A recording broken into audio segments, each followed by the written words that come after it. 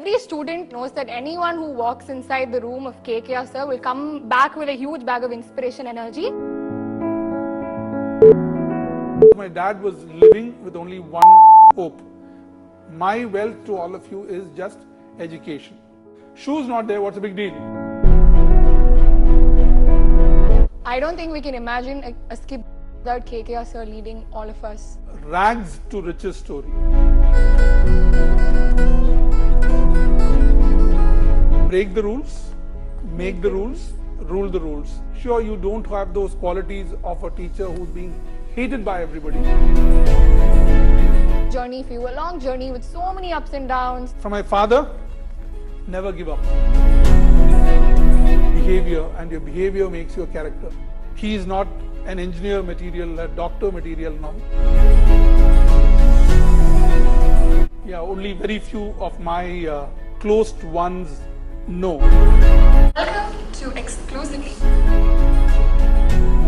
Today's touchwood, I haven't found this profession to be boring till this second. Welcome to Exclusively. And as this name suggests, this interview is exclusively for this person. You can name a topic and he can have a conversation with you on it. It can be education, sports, career, music, art, travel, food, name it and he can talk to you about it. And that's the kind of versatile person he is. And when I talk about versatility, you cannot see him doing just one thing. Though he's an educator by profession, you can see him writing books because he's an author. He gives talks and speeches in various institutions and platforms. You can see him writing blogs in his app, Brand Thing Marketing Do. You can see him play music. He plays guitar so well. On the other hand, he plays sports. He's an amazing sportsman and whatnot. That's the kind of dynamic person he is. And I have known him for quite some time now. And I'm extremely privileged and so happy to be welcoming Dr. KK Ramachandran sir. Or should I just call him KKR sir? Because that's how we all know him so fondly, right? Hi sir, welcome. And Hello. First of all, thank you so much for having this conversation. First ever exclusive, yeah. Yes, I'm so delighted. And when I thought, okay, an interview with KKR sir, how should that be? Because like I said, you are a very dynamic person. And I thought this interview should be like a 360-degree view of all that KKR sir does, all the amazing things that you do. So before we get started, do you want to say something? Do you want to share something?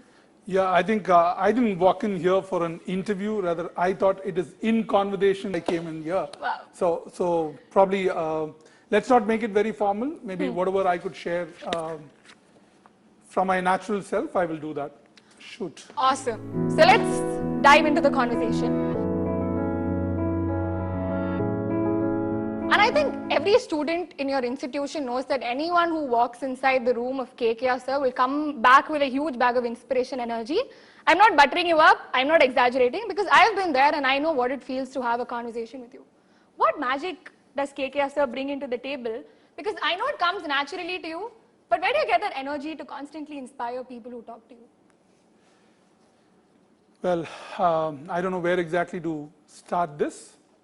Well, when I decided to get into academics and when I took up the first offer that came up to be in academics, even though I belong to a family of academics, I didn't know how to be a teacher. So I was a bit nervous, or I was a bit confused.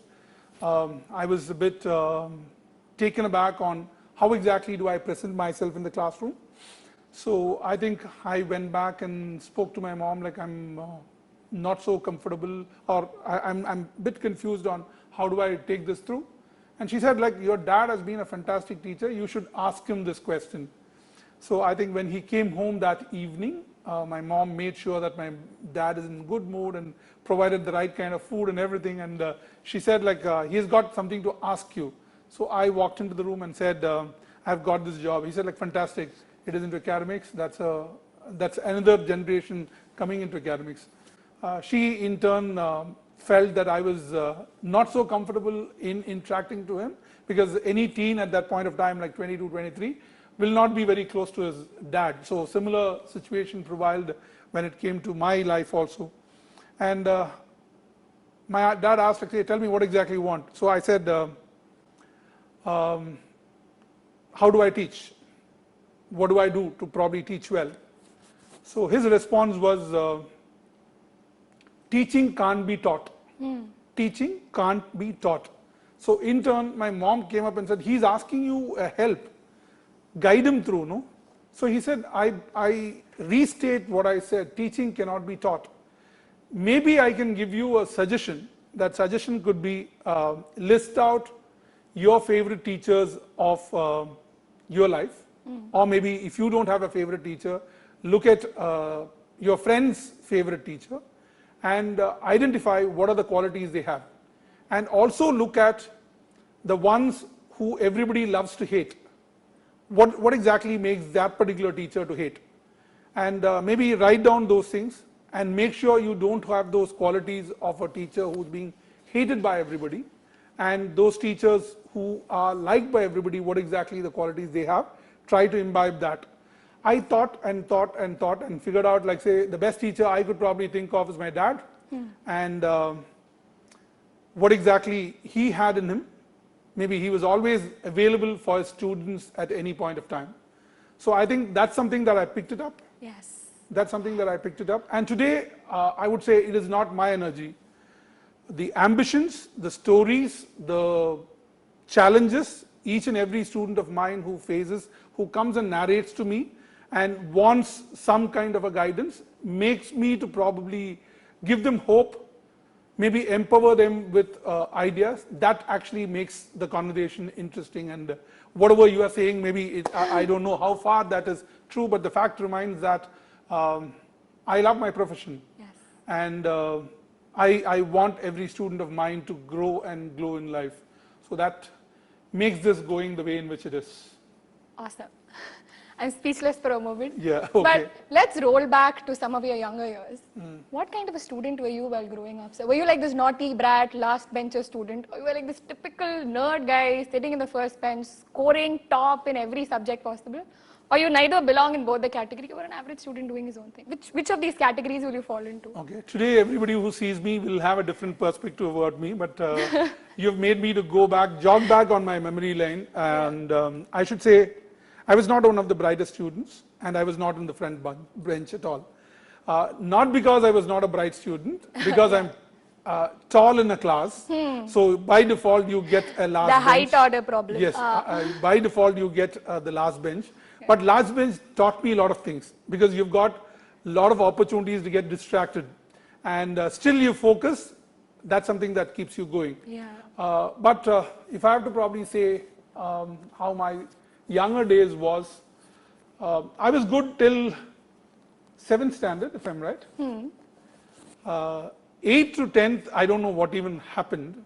Oh. And I mean, everybody around me was trying to say that let's look at a lighter version for him when it comes to studies. Purely because he was not scoring the right kind of scores in the 9th standard, particularly. And he is not an engineer material, a doctor material now. I think I started navigating on variety of things, not just into studies alone. Maybe I was a good sport. I played table tennis at a very high level, and that's something that you are not aware of. Oh, yes. Yeah, I play cricket also, and maybe I played cricket also. And, so what are the sports that you generally play? I played every sport, and the best of the, because the best distraction or best way to probably get away from studies is to play something. Yeah. Okay. So that was something that I was very happy to do. And 3 sports I played very well: table tennis, cricket, and basketball. All 3. And the top 2 were table tennis and cricket. Oh, I thought basketball and cricket. No, basketball is also something that I'm pretty passionate about. But factually, I created a basketball team which won every single tournament in the country as such among the college goers, is something that I did. But I played much more better in cricket and table tennis. Wow. So I wouldn't categorize myself as a nerd. Maybe now intellect is something that is part of me. All those guys who would have studied along with me in schools and colleges never thought I would get into academics. Oh.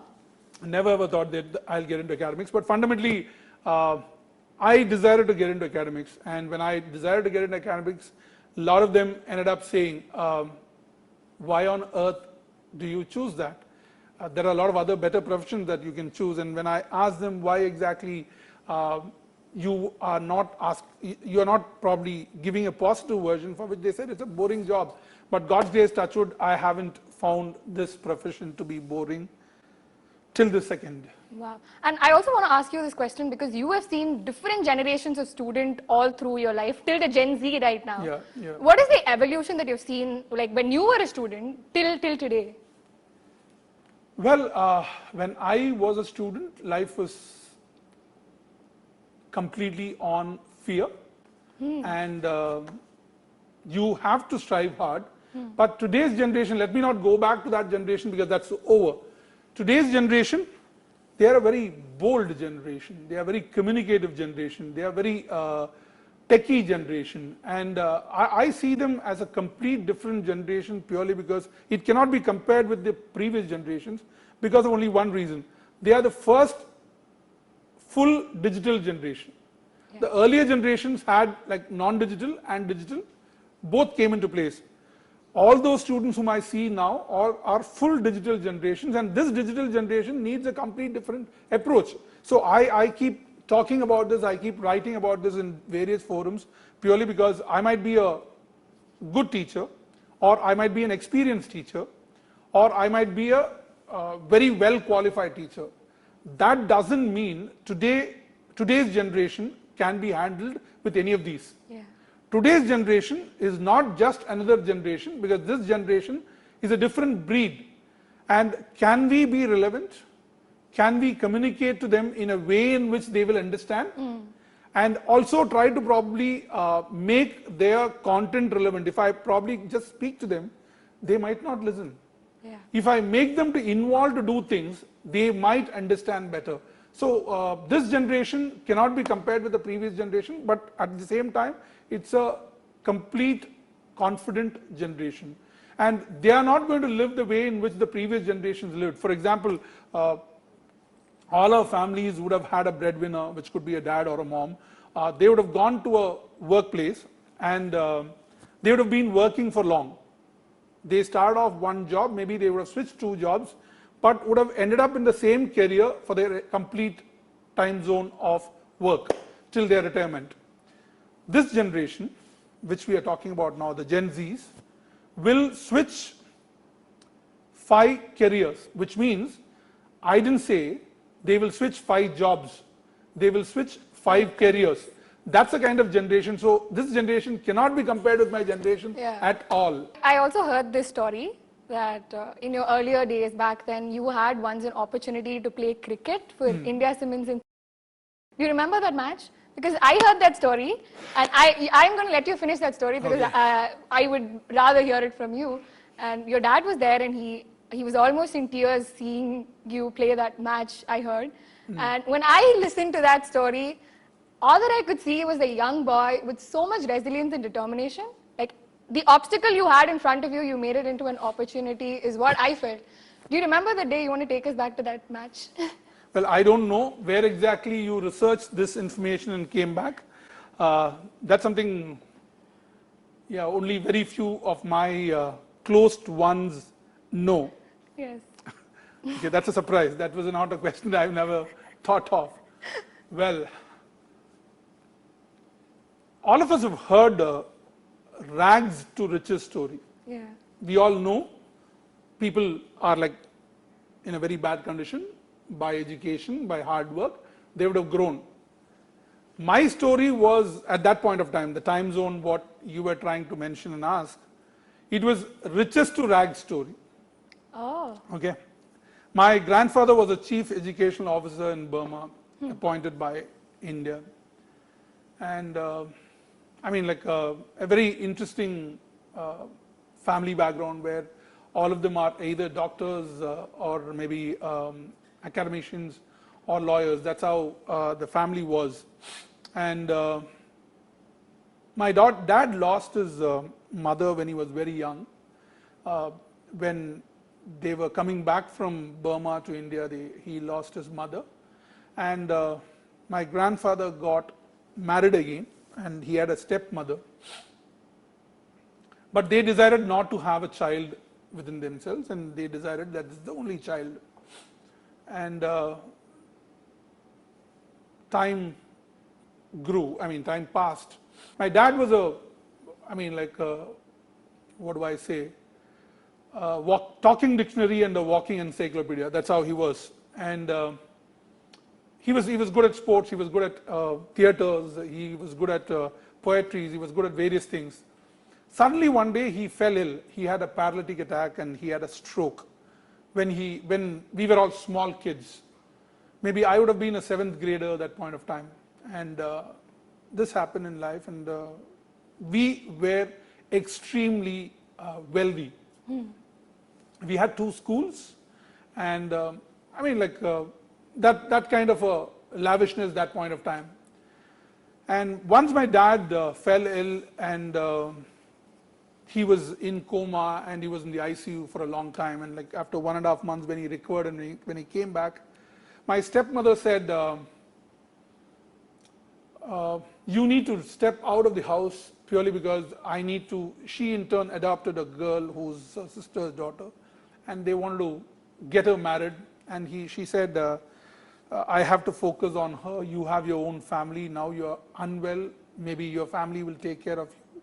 You need to step out of the house. And traditional challenges that any stepmother would cause to a stepson. My dad magnanimously said, yes, I will move on, and he moved on. He got a transfer and he moved on to a different city altogether.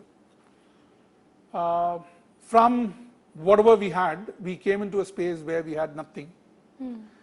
I can't say the word nothing purely because my happiness was I had a lot more freedom.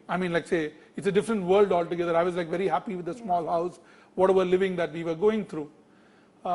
But the challenge was my dad was living with only one hope, and he would call all of us and say that you might think that there is so much of wealth that we had, and I would like to say that I'm going to leave you with only one wealth, that is education. I will make sure that all of you would probably complete your master's degree, and I don't want you to help my wife at all, that's our mom. I'll make sure that she will take care of herself. My wealth to all of you is just education. Wow. And you have to strive hard to study. That time, that period of 2 years, my studies went topsy-turvy. Because my fear was, is my father alive when he is sleeping? Yeah. What will happen when, if something goes wrong to him? All these kinds of things was in my mind that point of time. So I think I had distractions in the form of I would probably be a bit loner, try to push myself with a new set of friends that I've got into in the new city altogether. Now the only big happiness was playing cricket. And I got selected in very interesting clubs and interesting equations. So I started playing cricket, and I play cricket reasonably well. And there was a match that was a very important match in a stadium where today TNPL conducts its matches. Oh. So I'm playing that particular tournament. I'm the opening bat of the team. I don't have a shoe. I don't have the guts to go up and ask my dad. It is not guts. I didn't even have the slightest interest to go up and ask my dad to buy me a shoe, because I knew what the situation prevailed at home. But in that ground, you will not be allowed to probably play cricket without a shoe. So I managed to go into the ground with somebody's shoe, but that shoe doesn't fit me because of my height. I don't probably fit into a normal routine. Yeah. So I got somebody's shoe, and I went, it was just to go into the ground. And I played with barefooted. I didn't even have shoe and played. And I played well that match. Yeah, I heard that you hit a really good score. Yeah, I played well that match. I didn't know that my dad came up and saw that particular match. My dad and brother came up and they were watching that particular match. And I went on to play. But the fact is, I grew up in a situation where, I went through whatever challenges I went through without knowing what I didn't have. Today, a lot of them will have, like say, thinking process like I have, I don't have. But I think I had this challenge of like say, I don't even know what I had or what I didn't have. Shoes not there, what's the big deal? Okay, let's go play cricket without, I mean, those hits that you get in your legs, I mean, that's a learning. That's a learning today where pain is part of your life. That cannot probably stop you or disturb you or distract you. Whatever pain you go through, well, that's a pain. How exactly do you overcome that? How exactly do you reduce it? That's how it went on. But I wouldn't say like that's something that was important in my life, but factually, it was a very challenging moment for my parents because they felt very bad that I was playing a top league cricket without having a shoe in my leg. But anyway, that is something that's close to our hearts. Yeah. I'm pretty much inspired by this story, but I think the following, whatever I'm going to say now, I think pretty much any of your student or anyone who knows you will agree with me. I basically feel that GRD Scib is synonymous to KKR sir. I don't think we can imagine a Scib without KKR sir leading all of us through it. And I'm sure it has been like a massive journey for you, a long journey with so many ups and downs, sweet and bittersweet memories, and that's a part of every journey. How does it feel to look back and reminisce? But before you can answer all the ton-load of questions I put to you, some people have something to tell to you, to share with you. Do you want to see that first? Sure. Okay. Oh, okay, Al.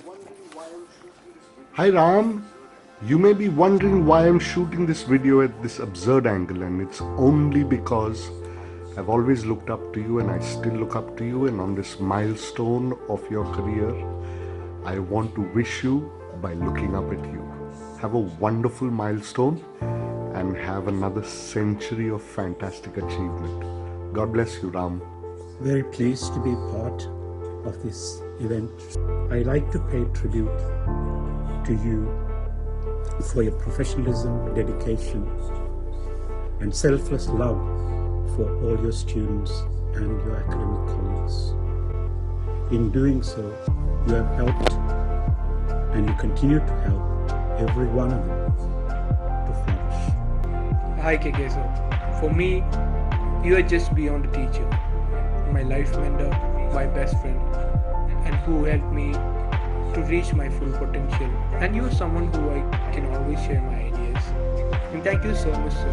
I am who I am because you have molded me over the years. May God bless you sir. You would have come across lakhs of students, and I'm pretty sure that each and every one of them are inspired and influenced by KKR sir in their college life and later in their career. GRD is so lucky to have you sir. All of us, the students and the staff, are so lucky to know you and to be molded and guided by a great leader like you. Hello KKR sir, how are you? Wish you a superb happy 2021 and to have been one of your guests on many occasions the campus, and I love Coimbatore mainly because of GRD campus. So once again, congratulations for all the years of service to the student community and to all youngsters throughout, especially me. You've been a huge inspiration in my life, and I'm so thankful to have met you. It's been 15 years I've passed out from GRD. Then and now, when I'm confused or want to discuss something or need a help, one person I go to is KKR sir. KKR sir, thank you so much for inspiring us, motivating us and guiding us throughout, even after college. Whenever I speak about GRD or hear about GRD, one person who comes to my mind is you sir. Thank you so much for everything. Wishing you the best in all what you do, sir. Take care, sir. Dr. Ram, thank you and congratulations. And the inspirational way in which you have led and encouraged and believed in people, and to consider the impact of your words, of your thoughts and your dedication is really quite astounding. And I'm really honoured to not only know many of your students and peers, but to have become a friend. So congratulations. I'm delighted that everyone is celebrating you and your commitment to education and to all of these amazing lives. Thank you very much for helping me and being insightful and guiding me whenever I had some doubts or just needed some advice. Thank you so very much. And I'm sure you've done the same over the past 28 years to all the amazing students who've gone through at GRD. My dearest friend, Rama, you've not just transformed GRD as an institution of excellence, but also transformed the entire generation of young talent with the right professional skills and interpersonal skills. I'm waiting for the 50th anniversary. My best wishes to you, your family, GRD staff and students.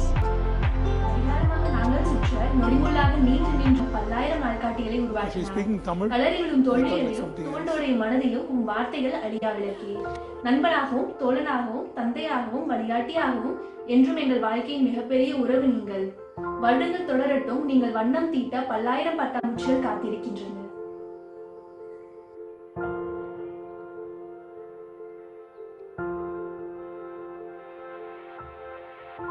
Piece. Yes, I think this is mostly the condensed version because I know a lot of people have been a part of your journey here, but this is like basically the condensed version. Okay. How does it feel to look back? So much has happened in college, in GRD, all these accomplishments that you've done. It's a long journey. Yeah. I think I'm blessed and I'm thankful for every student who had come into my life and who had made me what I am today. And that's it. Amazing. So I always believe that life has this amazing way of bringing to you like the right person at the right time, provided you have the right thoughts. Likewise, if you have to say like, oh, some people your life who have entered your life literally in the perfect timing when you needed them, who would you say they were? I think I need to probably sit back and think to answer for this question at least for a week. Oh. Knowing me, I have friends, very close friends, who have turned out into family from every part of the world for decades now. So to me, like, if I have to reply for this, people come into my life for a reason, or for a season, or for a lifetime. So I don't want to pick one or two here. All of them have made a deep impact. So I would like to probably not mention one and leave somebody else. Yeah. Who's the one who has been part of my life? I think everybody has done something, or everybody has influenced in some way or the other. So picking up one person is not right. That's how I would rather respond to this. That's right. I want to ask this question because I've heard you once mention that you used to play for the music orchestra back then. Back then. Back then. You used to play guitar, right, sir? Yeah. Are you still in touch? Like, how did that phase come? Is there anything that you cannot do? Like, you play sports. Suddenly you're into music. You were into... No. It was not suddenly into music. I learned, what do I call it as, guitar. I learned Carnatic music and I performed the Carnatic music, but that's a different... Can we take the privilege of asking? No, that voice was quite different when I actually learned. Guitar, yes, I played for a long time in the sense, maybe school and college I played, and after that I haven't touched my guitar for 2 decades. So but I can't do justice are you still in touch, or like have you once in a while like tried to play, or no? Because we have never seen that side of KKR, sir. Give me the guitar, let me try for a second, but I don't want to probably do justice by not... I think a few chords would do. No, I'm more of a lead guitarist. Oh. I'm not somebody who's just on the chords. Wow. So for lead, you But need how to... did that happen? Like your interest towards music, was it like every South Indian student who goes for an extracurricular class? How did it started like that? Okay. My dad had a drama club called Ram Recreations, which was more into theatre. So I learned music there, and I ended up probably giving those kinds of music when the show happens. And I also had played a couple of roles, but music went on. I mean, like I played guitar to a reasonably good extent because my dad actually plays 5 different instruments. He plays a keyboard, he plays a violin, he plays a mouth organ, he plays a guitar. So from there I just picked up only one, because you belong to that kind of a talent. Your dad is that talented, you should be at least 0.1% somewhere having that shadow. Up to that somewhere level. that shadow. There is no question of matching up.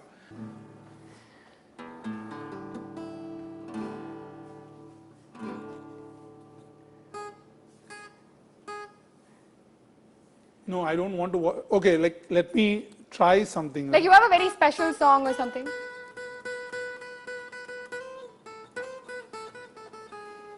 That's it. I don't want to. Wow. Play more. Okay. That. I don't want to play more because my hands are not moving. My hands are not moving. Thank you. No, but thank you so much for that effort. Play it for a couple of times, then do Nenjikul Pedu Mama. I will try to probably send you one. Oh, that's a nice song. If I could, because you need to have the right moment, and I'm not getting that. But thank you so much. But you have traveled to a lot of places over the years, and you once mentioned that you always collect souvenirs from every place that you travel, mostly. Is there any special souvenir that you have collected over the years of traveling that you really, like, that you really cherish? And how much has traveling opened up your thoughts? Obviously, all of us miss travel now, but what kind of an experience travel has given you? Well, travel has made me a full-rounded person that I am in today. I mean, when we are in one particular space, we are in a well. When we travel, we get to know more about cultures, people, and you start looking at life completely in a different way altogether. Traveled well, waiting for the lockdown to get over, because this is the longest time I've never been anywhere after I've become a professional and have got a career of my own. This is the first time like that. Yes, I collected, I have this hobby of collecting souvenirs to every single place I go. But if you ask me, like, say, what is that? That is very, what was the question? Like any one souvenir that's like you cherish? It can be small, big, anything. No. Every souvenir brings in a lot of memories. There is no second thoughts about it. But there is one souvenir which reminds me of a lot of things, is the Statue of Liberty. When I was going for the first time to the US, I was actually going to Washington, D.C. and then Chicago with a lot of curiosity, like anybody who flies for the first time to the US. I wanted to go to Statue of Liberty, be in New York, and probably click the right picture, get the right souvenir. I stayed almost like quite a long time. I mean, weeks I stayed there in different, I traveled to different parts of United States. I bought a ticket to go to New York and went there specifically to go to the Statue of Liberty. It was pouring. It was pouring. They closed it. And when I had been to New York, I thought, like, I will buy the Statue of Liberty and go click a picture at Statue of Liberty, because it is a very different scenario. You'll have to probably go through a boat and all that. Oh, okay. So I had this plan in my mind, and it was pouring. It was closed. I couldn't go. The next day morning, I'm flying back from the US to India. There was no way in which I could probably change my tickets. Left it. That's long time ago, I think around 14, 15 years ago. I again went, this time to New York only, where I had to spend weeks in New York only. And I was spending it close to the UN, United Nations, at the Millennial Towers. And that's where my stay was, which was close to the office where I was reporting to as a Fulbright scholar. Now, I had weeks to probably go to the Statue of Liberty. This time again, I bought a Statue of Liberty, second time. And this time when I decided to go for Statue of Liberty, again it poured. Again, I couldn't go. Destiny. And that was the only Sunday where I had time to go to Statue of Liberty. I've got the tickets, everything is done. I went up to the place where you can go. But after that, no. After that only it travels. Saturday, I've planned everything that Sunday morning I'll go for it. Saturday, a lot of them were going. I said, no, I want to spend a full Sunday near the Statue of Liberty. And I have two, what do I call it as, souvenirs, but I have not been there. That's a very... Oh, the second time also you... I didn't go. Twice, even though they say no, what do I say? There is a slip between a cup and a lip.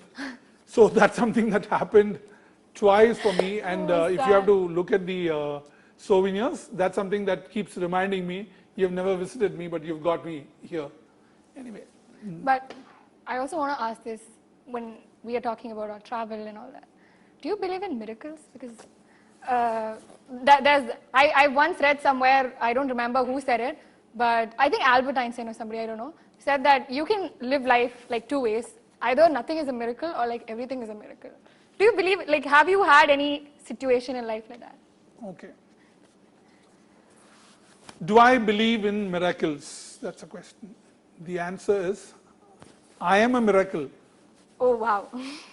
When I was doing my 8th and 9th grade, if I'm right, my step-grandmother said, this guy will not clear his public exam, and he can be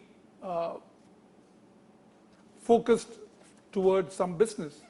Maybe give him a pawn shop and let him run it.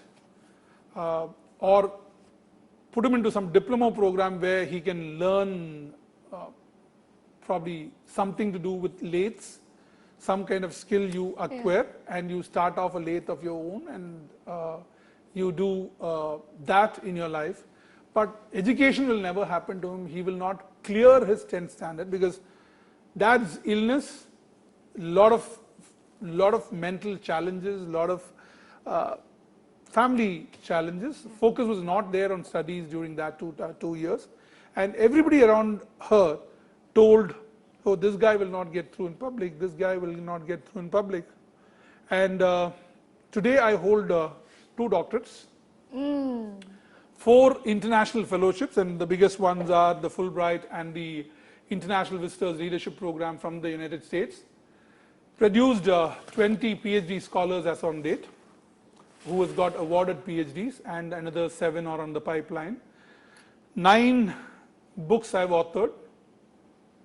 Hold a professorship at University of Southampton, which is one of the top 100 universities in the world. Oh, wow. I'm not probably saying all these things happen because of me or my effort. If you ask me, like, say, do you believe in miracles? Yes, I am a miracle. What I'm doing in this campus is also something that is miraculous, because I never applied in this campus. Oh. And that's how, and everything that happened around me is just God's wish. And it is just God's wish. And I'm just the person who is going through what God wishes. That's it. Oh, wow. But do you have a vision for yourself in the future? I know you're a pretty much go with the flow kind of person. Yeah. But do you have anything that you want to accomplish down the lane? What do you want people to know you by? You're asking me this question during pandemic, during lockdown. What do I reply? But yes. you always say that everything is an opportunity. Yes, so yes, nothing yes, can stop yes. us. I can probably go back and say, what did I wanted to probably become when I started off my career? If I go back on my resume, I had a short-term vision and a long-term vision. And the short-term vision was accumulate the right kind of qualification to equip myself to be relevant in education. That was my short-term goal. And my long-term goal was to probably get a reputed name in the field of academics. That's how I started off, right? Today, if you ask me, what is that you have in future? Well, this is a complete new generation which has come in. Being relevant and trying to probably show them the right direction when it comes to their careers is something that I should probably be doing. And I think earlier I wouldn't speak much except the academic spaces. But I think now I'm doing podcasts to probably, I always do a lot of blogging, but podcast is something that I've been doing. And this is something that I don't know. There are like a lot of them who asked me for a kind of interaction at various points of time. I apologize to all of them whom I didn't accept. Here I had to accept for Meenakshi purely because she was very, I mean, like in the last 1 year, she's been repeatedly asking me this. We can also say I've literally been bugging him. So. No. I mean, like, and I agreed to it, seeing what is happening during pandemic and lockdown. Yes. I think I'm privileged for that. But we have a last session, which is the good old rapid fire session. Yeah, the ones I've created for the face-to-face, yeah. Yes. So it can be a brainchild of you in the face-to-face. And you know the drill, rapid questions, rapid answers. So shall we get started? Sure. Okay. If you have to share one thing that you learned from your mother and one from your father, what would that be? Okay, one thing from my mother and one thing from my father. From my father, never give up. Never ever give up. From my mother, no fears. Just don't have any fear towards anything. Just do what you should do at that time, is what I learned. If you were a product, what will be your tagline? Wow. To how many people I've done this? If you were a product, what will be your tagline? What will be my tagline? Okay, KKR, the name says it all. Oh, man. Oh, I love this answer. If you have to make your biography, what would you name it? Okay, right now I'm doing one hashtag, putting up all my stories. It's called as, what is it called as? One of the many stories? Yes, one of the many stories in life. That's my. I think that would be perfect. One of my many stories in life. We'll keep this noted, so someday when we make a biography of you. One of my many stories in life. And I've been writing that quite some time. I've finished almost 20 stories. Oh, that's nice. One quality that is unique to you. Break the rules, make the rules, rule the rules. Well, that's something that we had it for Scib. Where when I said this, if you go through it again, break the rules, make the rules, rule the rules. It might look as if, like, say, I'm disturbing everything that is in place. No, actually, I don't want to fit in the conventional way of doing things. I always believe that anything that I have to do, if I have to do something, I would like to probably look at it from a very unconventional manner. So because normal is boring. So, and I end up probably looking at, say, for example, I don't want this to be there. Today, for an example, today for an interview, I had come in with a black shirt. As soon as I came, he said, like, can we change the shirt into blue? I said, no, because the chair looks black. And I said, no, I will be in this color. I don't want to change the color. So the pattern is, don't follow the convention. Try to break the routine, break the monotony. So that's where we created that line called as break the rules, make the rules, rule the rules. Yeah. Awesome. If you can wake up as someone else, who would you want it to be? And what would you also do if you wake up as that person? No, if I have to wake up as somebody else, I would wake up as my mother. And the kindness that she has showed on everyone whom she has come across is mind-blowing. So maybe I will wake up as my mother, if at all, if I have got a chance to do that. Awesome. Your favorite memory till date? This is the last rapid fire question. I should think. Favorite memory of my... Like something that you always cherish, you think of, it puts a smile on your face. Okay. There are quite a number of memories that are in place, but the one which I would probably take it close to my heart is my 2011. I was busy in a very interesting episode that was happening in Coimbatore, where the who's who of Tamil Nadu had been in Coimbatore, and I was part of that. I was doing my bit to organize that, and my mom couldn't breathe and she was taken to the hospital, and I was driving down somewhere in Avinashi Road, and I drove straight to the airport, took a flight, and went into, probably went to Chennai to meet my mother. And she was in the ICU. I mean, like, she was about to be taken to the ICU, and I remember telling her that I'm not going to step out of this hospital till you come back properly from the ICU. Just remember that we are all waiting here and I'm waiting here. It's something that I've told her. I didn't know that I've told her this, but that's what I've told her. I think she battled for a month, and I was there for the month, that point of time, close to 28 days she battled, and our New Year that year happened to be in the hospital. And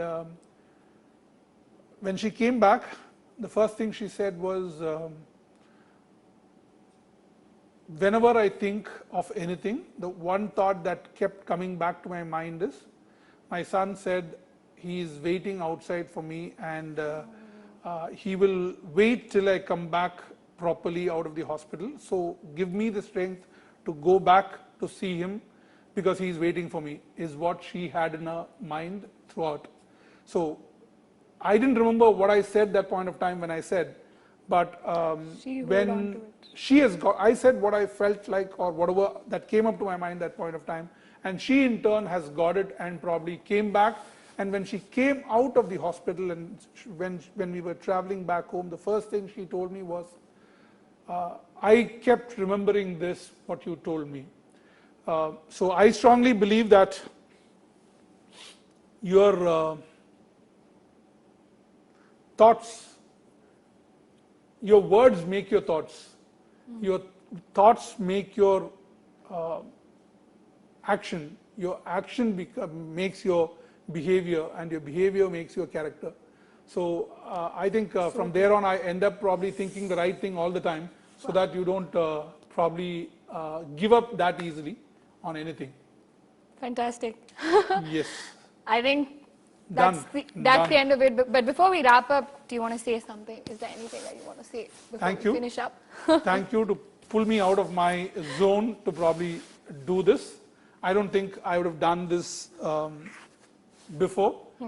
I don't know whether I'll do this again, but the point is, I'm happy to do what I've done here with you. I think I owed it all to you. I must say this. First of all, thank you so much for giving me especially this opportunity to have such an amazing conversation with you. And to actually mention, none of these questions that I asked you today was something I prepared. Like, I sat down exclusively and prepared for this interview. All these questions are a reflection of the conversation that we had, because every time I have a talk with you, somewhere organically a question will pop up. I'll be like, okay, next time when I have a conversation with sir, I should ask him how he did that. And that's the collection of all the questions I asked you today, and that's the kind of effect that you've had on me. And I'm sure to many students, you've been like an inspiration, and you've transformed so many lives, and we witnessed that, or maybe since I'm in the student community, I see a lot of students talk how inspired they are by you. So thank you so much. I wish you all happiness, peace and health, because only when you're happy, you can keep inspiring us and transforming all of us. Whatever I am and whatever I've learned is just from my students. This is not just to say it for the sake of saying I'm saying this. I mean it. Each student comes up with a different challenge or a different story altogether, which they had to battle day in and day out. And listening to them and trying to help them, not help them, trying to guide them at the right time, at the right direction, happened to be my job and my career. And I'm madly in love with my life and profession. That's how I would like to end. Thank you. Thank you so much for watching.